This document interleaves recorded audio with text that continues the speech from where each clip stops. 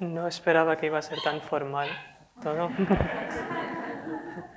Ah, vale, pues voy a hablar un poco como una introducción del rasa y luego voy a hablar un poco de la historia hasta llegar a Abhinavgupta, que es el filósofo más importante, y ya nos metemos un poco más en la parte filosófica más densa de la tradición. Ah, pues el rasa es una palabra con muchísimos significados. En el Monier-Williams, en el diccionario, está lleno, como hay 2 páginas llenas de diferentes significados de la palabra. Pero las principales son en el uso más común, que todavía se usa en el hindi, como ras, que es el jugo. Entonces el ras de las frutas y estas cosas en ese sentido. Y el otro significado en el que se usa en la tradición esta de la estética es la esencia de algo. Entonces, la tradición del rasa es una tradición que intenta averiguar,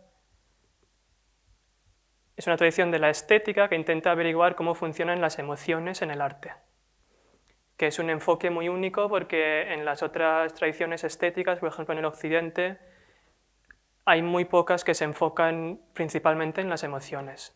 Aristóteles habla un poco del catarsis y estas cosas, pero es de una forma muy diferente en el que la India. Entonces, el primer texto que tenemos, bueno, sí, la pregunta principal de la tradición es por qué las emociones son diferentes en el arte que en nuestra vida normal. Esa es la pregunta central, más o menos, de toda la tradición. Y porque si no fuera así, pues si vemos una película triste o escuchamos una canción triste o leemos un libro que es de terror, pues nos sentiríamos fatal y nadie va a ver otra vez al teatro a ver una tragedia. ¿Por qué vamos al teatro a ver una tragedia? Porque una emoción que es negativa, pues de repente cuando a través del arte se hace en algo positivo, en algo que nos gusta, ¿no? Entonces esa es la pregunta central. Y el enfoque es las emociones y esa pregunta. Y entonces el primer texto que tenemos de la tradición es el Natya Shastra. El Natya Shastra es el Shastra del Natya, que es el baile, la danza. Pero en el libro se habla también mucho del teatro y también abre las puertas para otros tipos de todo tipo de arte, literatura, poesía, la pintura, todo esto. Entonces este libro está escrito por Bharat Muni, más o menos, no sabemos la fecha exacta, pero es en algún momento entre 500 antes de Cristo a 500 después de Cristo, que es algo, pero bueno, más o menos no se sabe exactamente. Y ya en este libro Bharat Muni cita textos y autores antiguos, así que por lo menos la perspectiva india considera que la tradición es mucho más antigua, aunque no tenemos ningún texto. Entonces el Natya Shastra, un poco en la introducción sale la historia de que Brahma recita el Natya Shastra porque la gente se quejaba de que los Vedas estaban solo para las castas altas. Solo los brahmanes lo podían recitar y solo los kshatriyas y los vaishyas lo podían leer y muy pocos lo entendían. Entonces Brahma dice que este es el quinto Veda, que es para todos, sea el nivel que sea, todo el mundo tiene acceso a este Veda. Pues entonces en este libro el tercer capítulo es el capítulo del rasa, donde Bharat Muni empieza el capítulo, la primera frase es que ahora vamos a hablar del rasa porque sin el rasa ningún concepto del arte tiene sentido y no afecta al espectador. Entonces se ve claramente que le da ya tiene una posición muy central en este concepto en la teoría del arte.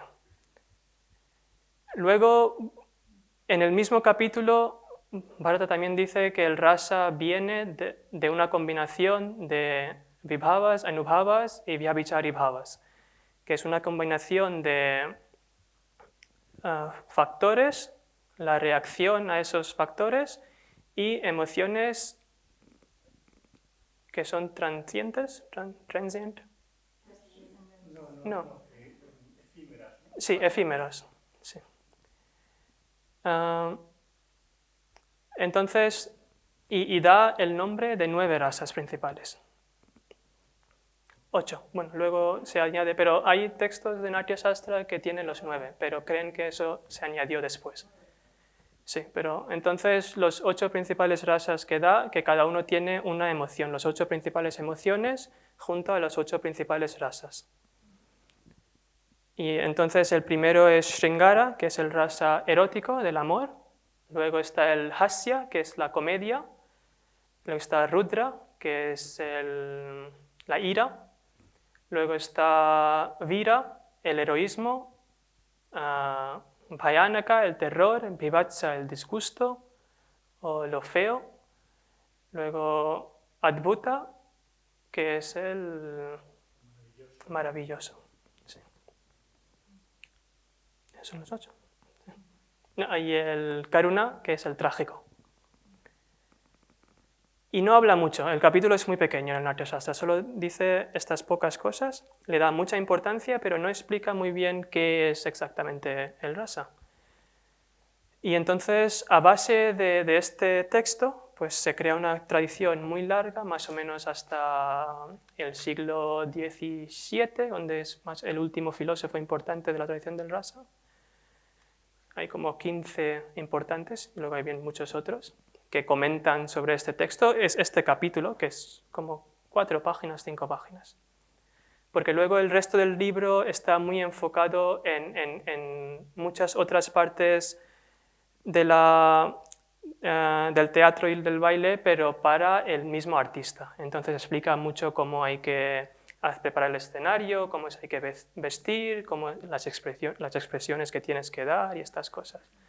Pero del rasa habla poco, pero de ahí es como la semilla de la tradición. Luego, los primeros comentarios sobre el rasa son muy textuales. El rasa, de alguna forma, sigue siendo un concepto del texto. Entonces, creen que es como todas las diferentes cosas que en la poesía, como la metáfora o el símile, y el ritmo y estos otros conceptos de la poesía, pues el rasa es otro de estos, pero que está presente en el texto. Y entonces son explicaciones un poco básicas, un poco simples, que no se meten tampoco muy bien, lo que dicen que es muy importante y que es algo que se llega a base de la emoción, pero no explican muy bien tampoco qué es lo que exactamente qué es la experiencia del rasa, ¿no? Entonces el primero, en el siglo X, que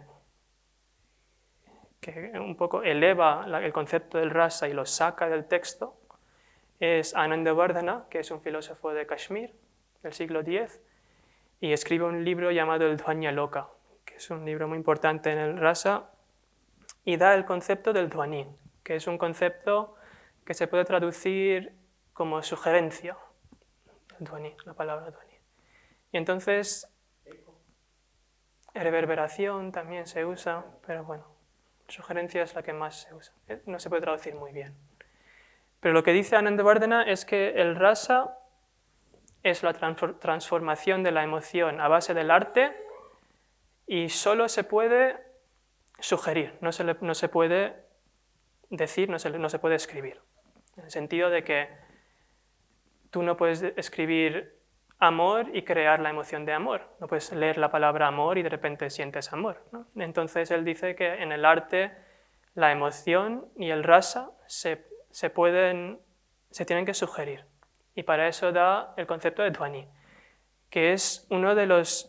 Antes de Anandavardhana hay 2 principales conceptos de la palabra. Uno es del sentido de la palabra, que es el sentido literal, y el sentido connotative y denotative. Bueno, el sentido como connotative y denotative. Conativo, ¿qué es eso? Entonces es el sentido literal y el sentido que no es literal, como metáforas o lo que es. Pero Anandabardhana dice que hay otro tercer sentido, que es la sugerencia. A base de eso, la palabra tiene el poder de poder crear emociones en nosotros. Y después de Anandabardhana viene Bhattanayaka, que es el primero que dice que el rasa no está en el texto, sino está en el sujeto, en el que está mirando la obra del teatro, o la película, o la obra del arte. Y eso nos trae un poco a Abhinavgupta, que es un filósofo muy importante, que vosotros probablemente conoceréis sus obras del Shivaísmo de Casemira, el Tantra Loka y el Tantra Sara. Es una figura que escribe muchísimo de muchas diferentes cosas. Y entonces lo que hace es que junta muchas diferentes ideas y da sus propias ideas y explica con mucho detalle exactamente lo que es el rasa, de lo que vamos a hablar ahora, que probablemente se harán las cosas un poco más claras en el Abhinavgupta. Abhinavgupta escribe 2 libros, el Abhinavbharti y un comentario al Dhvanya Loka. Uno es un comentario al Natya Shastra y un comentario al Dhvanya Loka. Y entonces Abhinavgupta, hablando del rasa, dice que el teatro y la literatura, que es las 2 cosas principalmente de lo que habla, tiene emociones, pero cuando nosotros sentimos esas emociones no son las emociones como lo sentimos en nuestro día a día. ¿Y por qué es eso? Esa es la pregunta. ¿Por qué es lo que hace el arte que cambia esa emoción a algo nuevo? Y entonces Abhinavgupta dice que da el ejemplo del principio del Shakuntala, del Abhijan Shakuntala de Kalidasa, que hay una escena donde el rey está persiguiendo a un ciervo. Y es una escena muy de terror, ¿no? Porque habla desde la perspectiva del ciervo y explica al rey persiguiendo el ciervo hasta que se muere, hasta que le caza. Y entonces Abhinavgupta dice que cuando nosotros el espectador está delante del teatro, pierde el ego personal, se mete dentro de la obra, ¿no? Entonces pierdes el sentido de ti mismo y de tus preocupaciones y de todos los problemas que tienes, ¿no?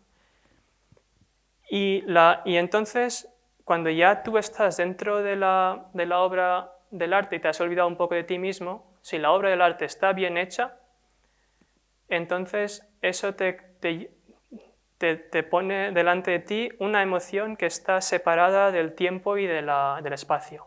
Porque esa emoción que ves en el teatro no es una emoción real, no es una emoción de una persona. El actor no está sintiendo esa emoción por su cuenta, lo está actuando. Entonces esa emoción es una emoción un poco abstracta y pura que no está controlada o no está enganchada en un tiempo y un espacio. Y entonces es una emoción que cuando tú en ese estado de donde te has olvidado de tu propio ego, pues lo captas de una forma en un estado puro. Y en ese estado puro que has captado una emoción, lo puedes contemplar y te lleva a la experiencia del rasa. Y esa experiencia del rasa es siempre positiva porque lo que estás sintiendo es tu propia conciencia, sin el ego y sin tus problemas.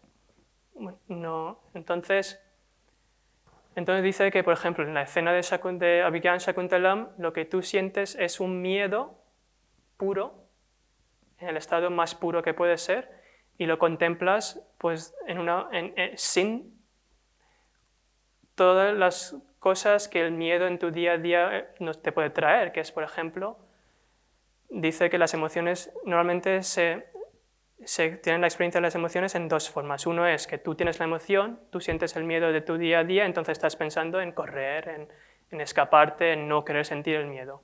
O la segunda es que ves a alguien sintiendo miedo y no te importa, tú sigues a tu vida y dices, pero yo no lo siento. Pero en el arte es una tercera forma en la que tú sientes el miedo, pero no es tu miedo. Entonces, H. Borua, que es un académico indio, lo describe de la forma es que que las emociones pasan desde ti pero no son tuyas. Y entonces, por eso todas las emociones, aunque sean negativas, pues en ese estado en el que lo estás sintiendo de una forma, lo estás contemplando de una forma muy pura, pues se hacen algo positivo, traen ananda, de esa forma, ¿no? Luego, Abhinavgupta también habla un poco de la idea de la representación y cómo ocurre cómo es que la emoción que está en el teatro lo sientes tú, si esa emoción en realidad no existe, en realidad nadie está sintiendo esa emoción. Entonces aquí habla un poco de la idea de la representación, de qué es lo que está haciendo el actor en el escenario. Antes de Abhinavgupta hay un filósofo que se llama Sri Shankuka que decía que lo que está pasando en el escenario es una imitación. Pero Abhinavgupta da la objeción de que dice que, por ejemplo, en el Ramayana, ¿cómo puedes imitar a Rama si Rama ya no está? Y nadie que está aquí ha conocido a Rama cuando existió. Entonces, ¿cómo puede haber una imitación si no hay el original? Entonces, lo que él dice es que lo que pasa es que la emoción no es una imitación de la emoción de Ram, sino es el concepto de Sadharanikarana, que es la generalización, no de una forma colectiva en la que todo el mundo siente la misma cosa, pero una generalización muy individual. Porque lo que pasa es que cuando tú ves a alguien en el escenario,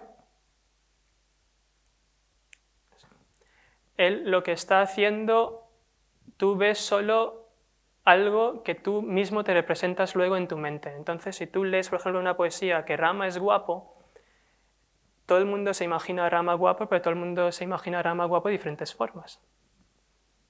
Entonces, es una generalización que la emoción lo haces tuya, pero de diferentes formas, en tu propia mente, ¿no? Y ahí mismo la contemplas porque no tiene, al fin y al cabo, es una emoción que no está conectada a nada y no es real.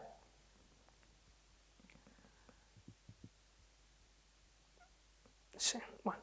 Y luego está el concepto, luego vienen otros, bueno, luego después de Abhinavgupta queda este concepto Shantarasa, bueno, sí. Luego Abhinavgupta también, bueno, no añade, pero Udvata, antes que él, añade otro rasa. Antes de, cuando el rasa es muy textual, hay muchos debates de cuántos rasas hay. Y hay algunos que dicen que hay 10, hay unos que dicen que hay 12, hay unos que dicen que hay 100, hay unos que dicen que puede haber todos los que tú quieras, cuando sigue siendo textual. Por ejemplo, Bhojaraja es un filósofo que dice que tiene que haber otro rasa del amor materno, porque el amor materno no es el amor erótico. Entonces, ¿de dónde sale eso? Pero desde Bhattanayaka, como el rasa ya hace algo subjetivo, entonces al fin y al cabo todos los rasas son el mismo.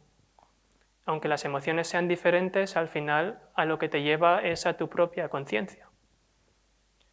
Entonces ya esa diferencia de muchos rasas ya no es tan importante como antes.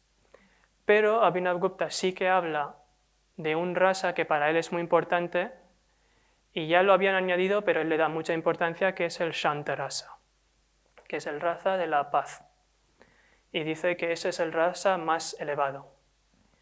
Y es el más elevado porque dice que es de donde salen todos los rasas y todos los rasas acaban ahí. Porque cuando tú estás, es la contemplación de la no emoción.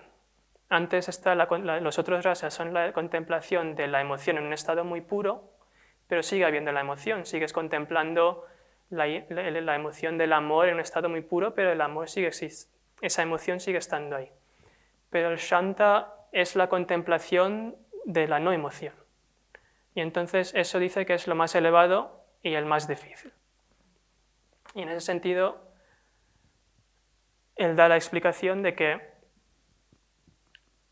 el rasa del Shanta viene de los viene de los Anubhavas, y los Vibhavas cuando, por ejemplo, el actor, podemos hablar del final del Mahabharata, cuando ahí todo el mundo, los Pándavas se van a morir, ¿no? Se van al Himalaya, ¿no? Ahí, entonces el desapego al mundo o el desapego a las cosas mundanas en el arte, esa expresión del desapego y de la paz, es lo que te puede llevar al Shantarasa. Luego también el Yuguspa, que es el disgusting, el odio. Es que me sale disgusto, pero no es disgusto. Lo feo, ¿no? Lo desagradable. Lo desagradable también puede llevar al Shanta, que es uno de los pocos también que puede llevar al Shanta. No porque el ejemplo que tenemos muy claro es la historia del Buda, ¿no? El Buda cuando ve al viejo, al enfermo y al muerto. Entonces eso le da le hace sentir disgusto, ¿no? Y entonces eso también es uno de los caminos al Shanta. Y entonces dice Abhinavagupta que el Shanta Rasa, que es el rasa más elevado, es el reflejo es como una gota del reflejo del absoluto. El goce del Shanta es como una gota del reflejo del absoluto.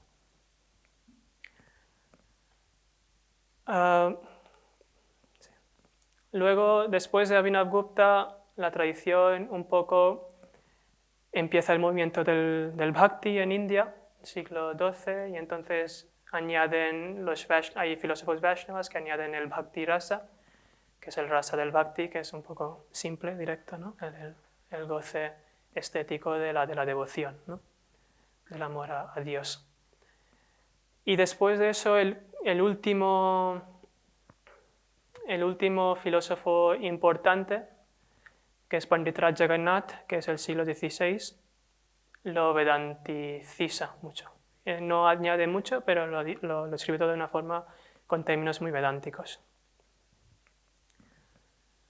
Luego, después de esto, viene el colonialismo y la tradición un poco decae y desaparece bastante. Hay escritores en el siglo XX que empiezan a escribir, intelectuales que empiezan a escribir sobre el tema de una forma un poco más intelectual en inglés, y de esa forma pues se mantiene, pero de una forma muy importante también está casi muerta la tradición. En el siglo XX hay un filósofo muy importante muy interesante también, que se llama K.C. Bhattacharya, que es un bengalí que tenía la idea de que la filosofía occidental y oriental que no tenían por qué ser diferentes, que se podían juntar. Y entonces él escribe un comentario del Rasa donde lo analiza con el término de la simpatía. Y entonces dice que hay 3 niveles de la experiencia de la emoción. Entonces dice que la primera, por ejemplo, es cuando un niño ve un juguete. Y entonces el niño siente placer del juguete, siente amor para el juguete, y eso es una emoción directa, mundana, del día a día. Y entonces de una forma se conecta con el objeto, porque el objeto para él es de donde sale el placer, y también se domina, se deja dominar por el objeto, porque se obsesiona con el objeto.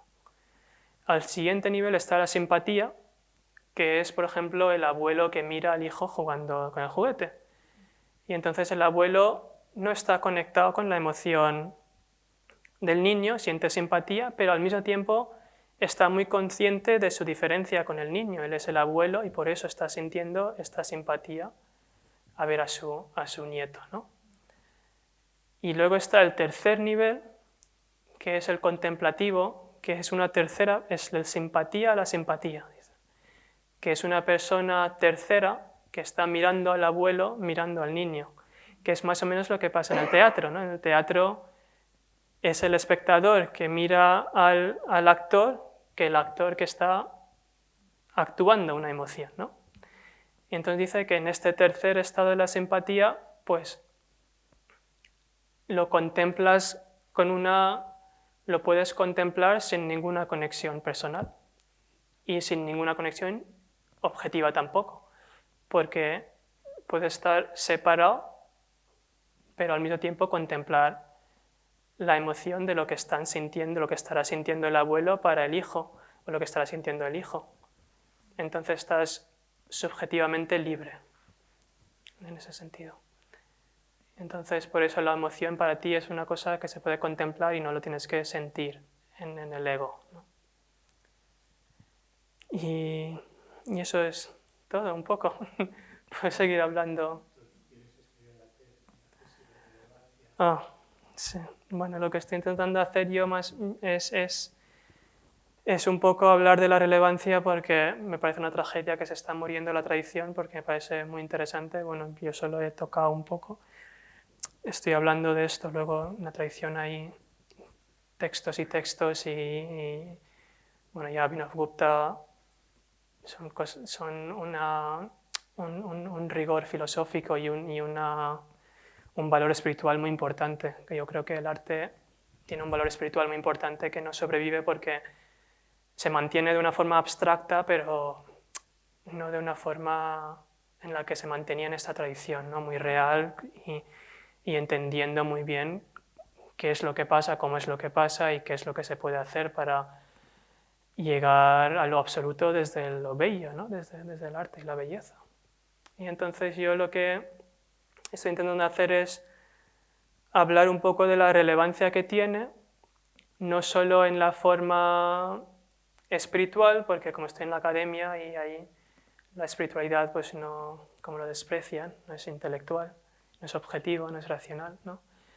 Pues entonces también lo quiero ver cómo puede abrir puertas para otras cosas, por ejemplo, porque bueno, yo creo que las emociones en muchos otros sitios, por ejemplo en la política o en el deporte, pues también de alguna forma se transforman según el medio, ¿no? La emoción política o la emoción de ver un partido de fútbol y cuando gane tu equipo no es la emoción que sientes en tu día a día, ¿no?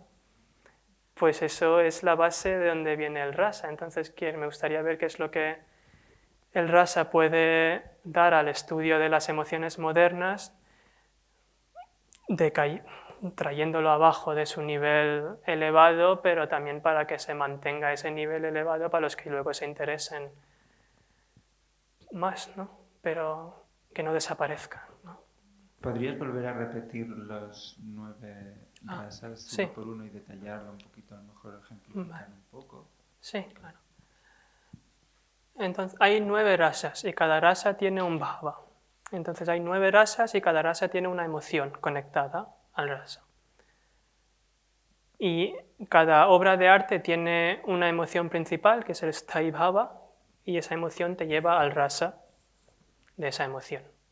Entonces el primero es el Shringara, que es el erótico.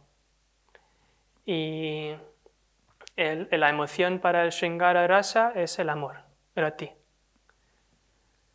El segundo es el Hasya, que es el cómico, y la emoción es la comedia, la risa.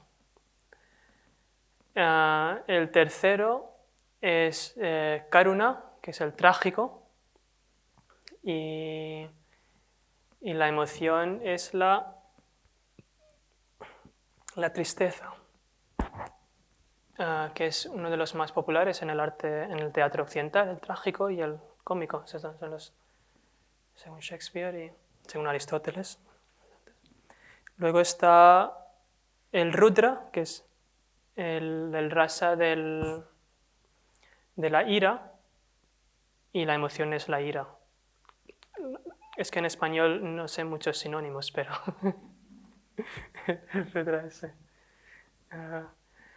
El 4. Luego el quinto es Adbhuta, que es el maravilloso. Y la emoción es wonder, que, bueno, la maravilla, ¿no? Lo que hace maravilla.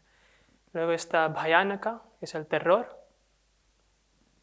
Y la emoción es Bhaya, que es el fear, el terror. Bueno, el Bhayanaka es el rasa terrible, la emoción será el terror, ¿no? De esta forma se dividen. Luego está Vivatsa, que me parece muy interesante, que es el rasa del repulsivo, esa es la palabra, repulsivo, que es algo que me parece único a la tradición de la India, porque ninguna otra tradición estética ni lo considera ni lo puede explicar que algo repulsivo puede ser estético, ¿no? Y la emoción es jugupsa, que es el odioso, disgusto. El rudra es la emoción de vira. Entonces el vira es el octavo y el rudra es su emoción, que es la ira, es la emoción del heroísmo. Y el noveno es el shanta, que es la paz. Y esos son los 9. Entonces, y luego cada rasa, por ejemplo, en el Natya Shastra, que es más enfocado, porque el rasa como teoría está hecho, tiene dos aspectos. Uno es el aspecto para el artista, y entonces tiene muchas reglas, y eso está basado en el concepto de ochitya y inauchitya, lo que es improper, correcto y incorrecto, lo que se puede hacer y lo que no se puede hacer. Y entonces tiene una gran parte de cómo se debe crear el arte, y eso lo explica mucho. Y la otra parte es la parte filosófica de lo que siente el espectador. Y entonces cada rasa también tiene un color, que ya no, eso no me acuerdo muy bien. Pero cada rasa tiene un color suyo. El vira es amarillo, el shringara es rojo.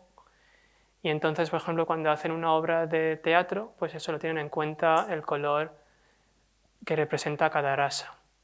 Y luego tienen, por ejemplo, la obra tiene que tener un rasa dominante. Puede tener muchos rasas, pero un rasa dominante al final que tiene que mantenerse, y ahí al mantenerse, para un largo rato el espectador lo puede contemplar. Si pasa de repente y luego se va, pues no. Entonces también luego hay reglas que en la modernidad, claro, pueden ir cambiando, pero según los textos antiguos que hay rasas que no puedes combinar.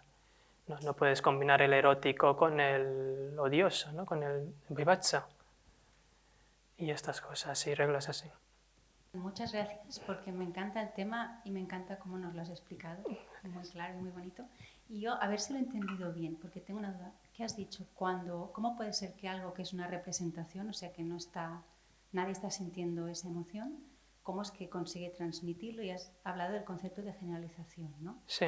Pero la cosa es, si es un texto, bien, porque cada uno se va a imaginar guapo, Sí. o no guapo, pero si es una obra de teatro, Sí. ¿es porque hay unos cánones en el arte hindú que son muy específicos y que en el arte occidental no? ¿O cómo es? O sea, ¿cómo todos van a ver lo guapo si cada uno tenemos un gusto diferente? Sí, pero cuando tú ves al actor, el actor tiene que ser guapo. Luego el actor, en general como los actores modernos, ¿no? Los actores modernos de Hollywood, pues no sé, Brad Pitt o algo, ¿no? Es guapo. Entonces, pero cuando tú lo contemplas, pues ya para ti personalmente en tu mente, pues un actor puede ser más guapo o menos guapo, pero te comunica la idea abstracta de ser guapo, ¿no? De esa forma. En el texto, claro, en el texto leído es mucho más subjetivo, es totalmente más mental. En la obra de teatro es menos, pero también hay una parte de por ejemplo, si dos personas ven la tragedia, ven una tragedia, pues sienten tristeza, pero lo sienten de una forma un poco subjetiva, ¿no? Diferente. No es exactamente la misma tristeza que sienten. Luego tú lo haces un poco, lo personalizas, pero no puede ser tampoco mucho, porque Abhinavgupta también da una lista creo que son 7, no me acuerdo de todos ahora, que son 7 limitaciones que pueden no llevarte a la experiencia del rasa. Y una de esas es que el espectador no puede conectar mucho con la obra de arte. Porque, por ejemplo, si una persona es celosa y va a ver Otelo, ¿no? De Shakespeare, y entonces está basado de que Otelo cree que su mujer le está engañando. Entonces, si el espectador, que él mismo es muy celoso, ve una obra de teatro donde el protagonista también es muy paranoico, pues eso es una conexión demasiado personal y se lo va a pasar mal porque lo va a conectar con su propia vida. Entonces es como un punto, un equilibrio entre lo personalizado, pero sin el ego individual, ¿no? Luego, también todos los filósofos hablan mucho del concepto del rasika, que es el espectador ideal. No cualquiera puede, tiene que ser, lo se puede traducir del espectador sensible, tiene que tener una cierta sensibilidad a sentir lo bello, ¿no? Entonces, no todo el mundo puede no todo el mundo puede sentir la experiencia del rasa, por lo menos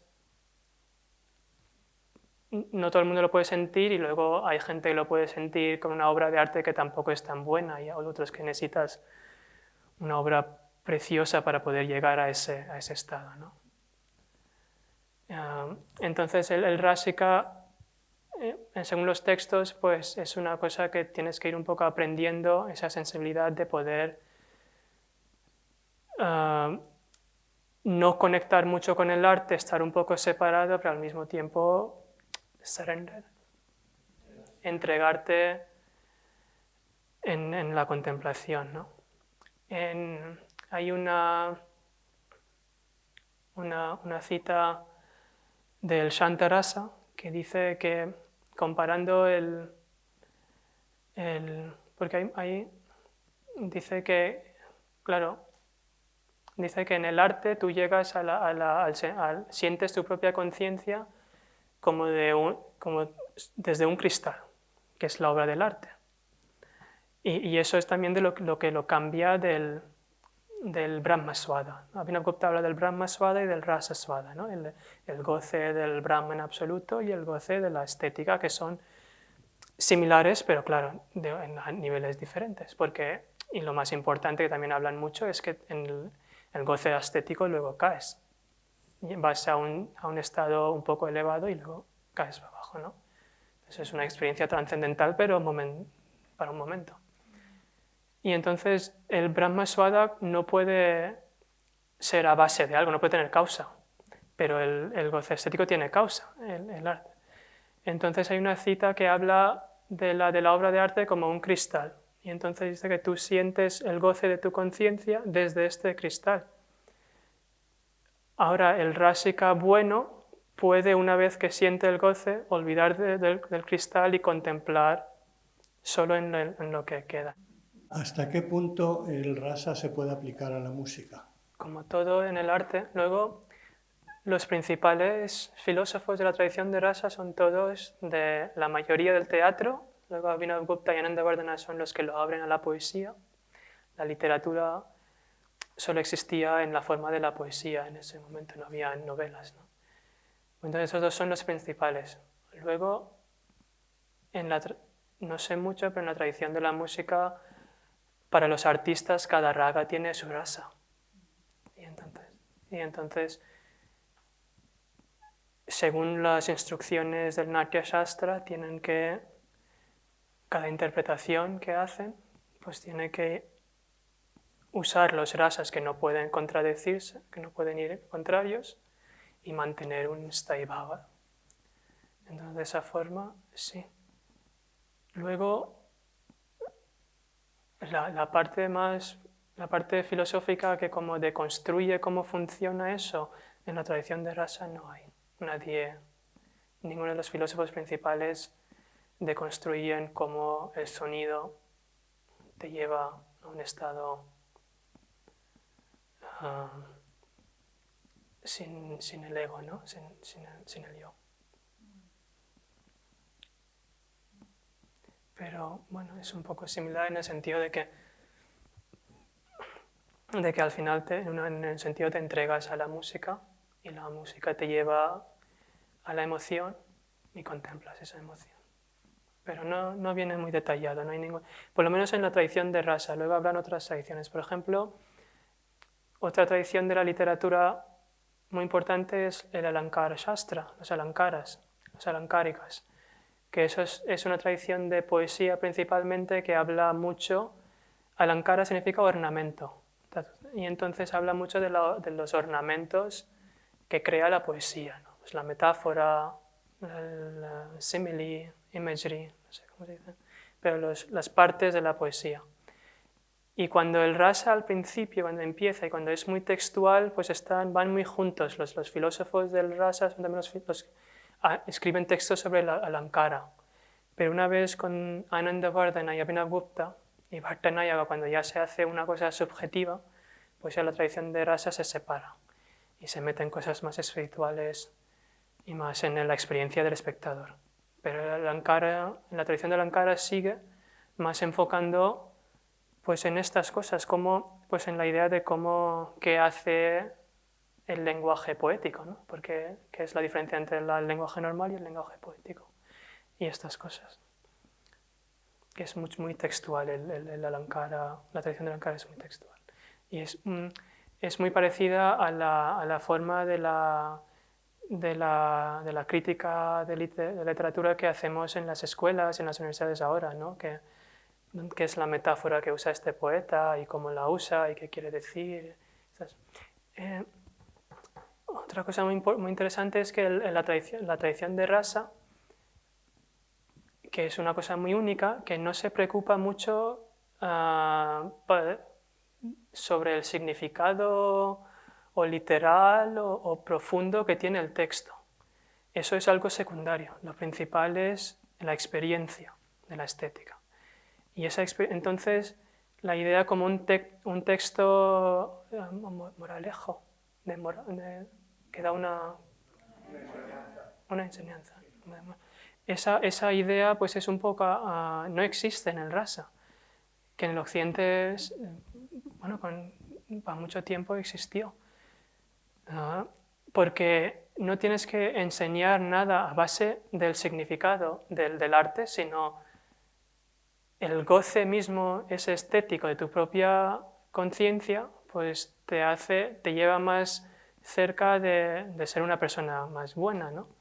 Cuando sales del teatro, pues ya no sientes mucha envidia o no tienes muchos deseos porque te sientes en paz y tranquilo y estás sintiendo un placer que no es el placer de los sentidos, ¿no? Entonces, el teatro no tiene que ser muy didáctico en ese sentido, pero al mismo tiempo cumple esa misión.